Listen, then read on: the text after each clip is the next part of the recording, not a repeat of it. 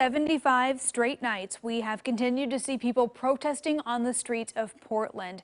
A lot of people are wondering, how long is this going to go on? Our Jacqueline Abad spoke with two sociologists about these ongoing protests. Jacqueline, these protests have come in some cases where the end of the night we're seeing some smaller groups turn violent. Then there are nights like last night where things remained largely calm for the entire evening.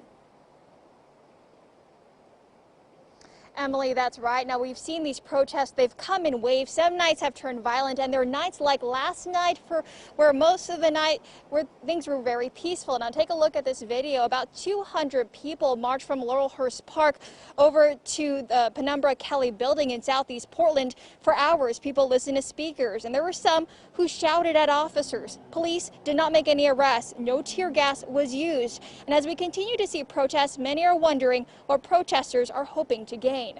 Many African Americans are wondering, why are certain people still out protesting on our behalf when even we are saying, what are you demanding? We've asked for certain things, we're getting those things, and what we really like to do is see those things being implemented.